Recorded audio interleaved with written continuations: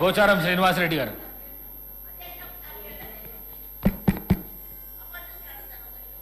అధ్యక్ష, గౌరవ రాష్ట్ర శాసనసభ వ్యవహారాల శాఖ మంత్రి గారు శ్రీధర్ బాబు గారు ఒక విషయం అన్నారు. అధ్యక్ష, అసత్యమైనటువంటి ఒక మాట వారు అన్నారు. బీజేపీ మాకు ఫ్రెండ్లీ పార్టీ అని. ఇది ఖండిస్తున్నాను.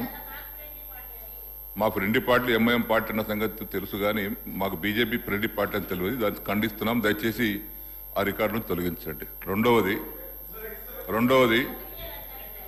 ఇవాళ ముఖ్యమంత్రి గారు కూడా హౌస్లో ఉన్నారు. సమాధానం కూడా వారు చెప్పబోతున్నారు. ఈరోజు సమాధానం వారిదే ఉంది. ఎప్పుడు కూడా మేము ఈర్ష్య పడతలేము. అధికారం వస్తుంది, పోతుంది. తమ చిన్న వయసులోనే ముఖ్యమంత్రి అయ్యారు. అభినందిస్తున్నాం. మేము కూడా పూర్తిగా సహకరిస్తాం కూడా. 5 సంవత్సరాలు నిండుగా మీరు పరిపాలించాలని భగవంతుని వేడుకుంటాం. దాని సరిపడి సహకారం చిల్లలమ్మల రాజకీయాలు చేయకుండా, చిల్లలమ్మల రాజకీయాలతో కాకుండా సభా హుందతనాన్ని దేశానికి ఆదర్శవంతంగా ఉండే విధంగా తమరు కూడా చర్యలు తీసుకోండి. ఇక్కడ వారు మాట్లాడినా ఎవరు మాట్లాడినా కానీ ఇది చాలా విలువైన పవిత్రమైనటువంటి సభ. ఇది ముఖ్యమంత్రి గారు వారు అయ్యారు. మాకు ఈర్ష్య లేదు. అయితుంటాం, పోతుంటాం. ఎవరికి అధికారం శాశ్వతం కాదు. ఇక్కడ ప్రజల ఇష్టం.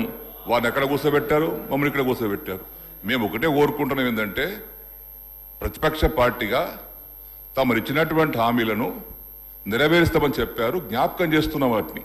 అది చేస్తే మీకే మంచి పేరు వస్తుంది. అది అన్ని హామీలు ఫుల్ఫిల్ చేస్తే తప్పనిసరిగా హామీ నిలబెట్టుకున్నటువంటి ముఖ్యమంత్రిగా హామీ నిలబెట్టుకున్న కాంగ్రెస్ పార్టీకి మీకు మంచి పేరు వస్తుంది. జ్ఞాపకం చేస్తున్నాం తప్పితే దాని మీద ఏదో పగడ్బందీగా దాన్ని పట్టుకొని విమర్శించాలనేటటువంటి ఆలోచన మాకు లేదు. జస్ట్ మీకు జ్ఞాపకం చేయడానికి కోసం మాత్రమే 6 గ్యారంటీలు ఏది ఉన్నాయో అందులో 13 గ్యారంటీలు ఉన్నాయి. దాన్ని మీరు జ్ఞాపకం చేసి అమలు చేస్తే మీకు మంచి పేరు వద్ద చెప్పడానికి చేస్తున్నాం. అధ్యక్ష, అదేవిధంగా పొన్న ప్రభాకర్ గారు బస్సుల మీద చర్చ జరిగినప్పుడు వారు కన్సర్న్ మంత్రి కాబట్టి వారు అప్పుడు లేచి మాట్లాడవచ్చు. కానీ ప్రతి ఒక్కరు లేచి మాట ఎట్లా అధ్యక్ష? ఇది ప్రతి ఒక్కరు లేచి మాట్లాడుతున్నారు. వినండి. ఇదే వద్దంటున్నాను. పొన్న ప్రభాకర్ గారు ట్రాన్స్పోర్ట్ మినిస్టర్గా బస్సుల మీద చర్చ జరిగినప్పుడు అట్లా లెజిస్లేటివ్ పార్టీ మినిస్టర్గా వారికి హక్కు ఉంది. కన్సర్న్ మినిస్టర్ మీద సబ్జెక్ట్ చర్చ జరిగినప్పుడు వారికి హక్కు ఉంది. మనం ప్రతి ఒక్కరు లేచి మాట్లాడుతుంటే ఉదాహరణ ఉండదు కదా. మీకు సమయం ఇస్తారు వారు. ఇవి నాకు సమయం ఇచ్చారు, లేచి మాట్లాడుతున్నా. నేను అరగంట నుంచి చేతులు లేపుతున్నా. నేను లేవలే మళ్ళీ మధ్యన. వారు అనుమతిస్తేనే అనుమతిస్తే లేచి మాట్లాడుతున్నాను. దయచేసి మీకు చాలా మంది కొత్త వారు ఉన్నారు తమ్ముళ్ళు. మనం అందరం కలిసి పనిచేసుకుందాం. 5 ఏళ్ళు బ్రహ్మాండంగా రాష్ట్రాలు అభివృద్ధి చేస్తాం, పేదల సంక్షేమం కోసం పనిచేస్తాం. 100% మా సహకారం ఉంటుంది. మాకు ఈర్ష్యావి సంవత్సరంకి వస్తాం, 2 సార్లకి వస్తాం, 3 సార్లకి వస్తాం. మాకు అక్కడ ఆశలేం లేవు. ప్రజలు ఇష్టం. మీరు అక్కడ, మేము ఇక్కడ. కాబట్టి అందరం కలిసి రాష్ట్రాన్ని కాపాడుకుందాం, ప్రజలను కాపాడుకుందాం. దయచేసి ఆ విధంగా అందరూ కూడా సహకరించవలసిందిగా, తమరు కూడా ఆ విధంగానే రూలింగ్ ఇవ్వవలసిందిగా దయచేసి విజ్ఞప్తి చేస్తా ఉన్నాను. శ్రీ పాయల్ శంకర్ గారు. పాయల్ శంకర్ గారు, leader of the house. Speaker sir, పెద్దలు శ్రీనివాసరెడ్డి గారు శాసనసభ్యులుగా, మంత్రిగా, ఇదే సభలో స్పీకర్గా సుదీర్ఘమైన అనుభవం వారికి ఉన్నది.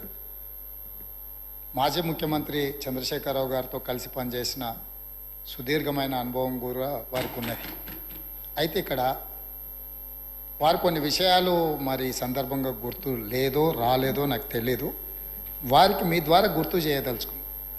2011 సంవత్సరంలో శాసనమండలి ఎన్నికలలో భారతీయ జనతా పార్టీ టీఆర్ఎస్ పొత్తు పెట్టుకున్నారు.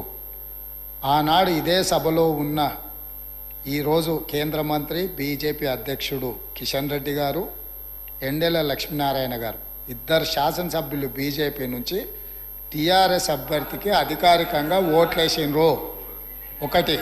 రెండవది, ఆనాడు 3 టీఆర్ఎస్ ఎమ్మెల్యేలు కిరణ్ కుమార్ రెడ్డి గారికి ఓటేసిండ్రు.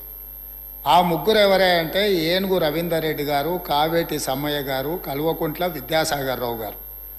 ఆ 3 టీఆర్ఎస్ అభ్యర్థికి ఓటేయకుండా కిరణ్ కుమార్ రెడ్డి గారికి మద్దతు ఇచ్చినందుకు చంద్రశేఖరరావు గారు వారిని పార్టీ నుంచి బహిష్కరించడం జరిగింది.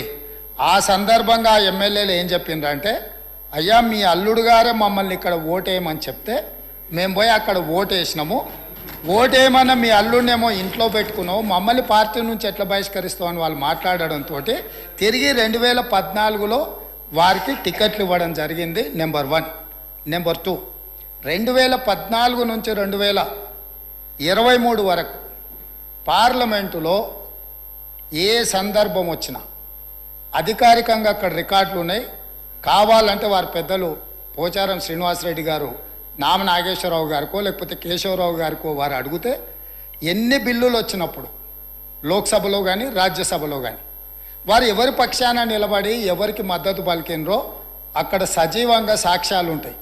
3 తలాక్ కావచ్చు, 370 ఆర్టికల్ కావచ్చు, రైతు వ్యతిరేక నల్ల చట్టాలు కావచ్చు, జిఎస్టీ కావచ్చు, నోట్ల రద్దు కావచ్చు, ఇట్లా చెప్పుకుంటూ వెళ్తే కొన్ని వందల బిల్లులు లోక్సభలో రాజ్యసభలో వచ్చినప్పుడు టీఆర్ఎస్ పార్టీ స్పష్టంగా ఒక సందర్భంలో రాజ్యసభ సభ్యుడు అక్కడ బిల్లు ఉన్నదంటే ప్రత్యేకమైన విమానం వేసుకొని పోయి మోడీ గారికి అనుకూలంగా ఓటేయడం జరిగింది.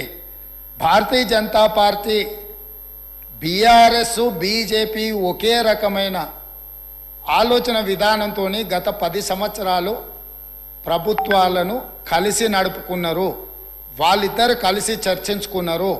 ఇంతెందుకు వాళ్ళ పార్టీ అంతర్గత విషయం, ముఖ్యమంత్రి గారిని మార్చాలని ఇక్కడ చాలామంది మాజీ మంత్రులు చంద్రశేఖరరావు గారిని దించేసేయాలి, తారక రామారావు గారిని ముఖ్యమంత్రిని చెయ్యాలని చెప్పి ఆ మంత్రివర్గంలో ఉన్న వాళ్ళే చంద్రశేఖరరావు గారి మీద అవిశ్వాసం ప్రకటించి తారక రామారావు గారిని ముఖ్యమంత్రిని చేయండి అని వాళ్ళు మాట్లాడినరు.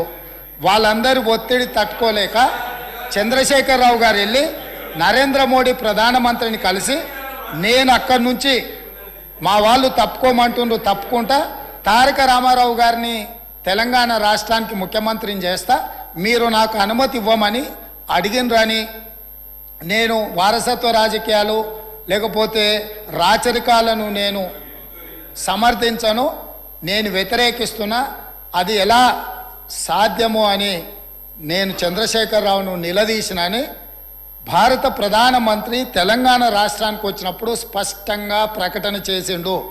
ఇప్పుడు పెద్దలు శ్రీనివాసరెడ్డి గారిని నేను అడుగుతున్నా, మీకు ఎలాంటి సంబంధాలు లేకపోతే, అనుబంధం లేకపోతే, ఆయన అనుమతితోనే మీరు నిర్ణయాలు తీసుకోకపోతే మీ పార్టీ అంతర్గత వ్యవహారం ముఖ్యమంత్రిని మార్చుకోవడం అనేది, అట్లాంటి విషయం కూడా మోడీ గారి అనుమతిని అడిగిందంటే మీ బంధం ఫెవికల్ బంధం.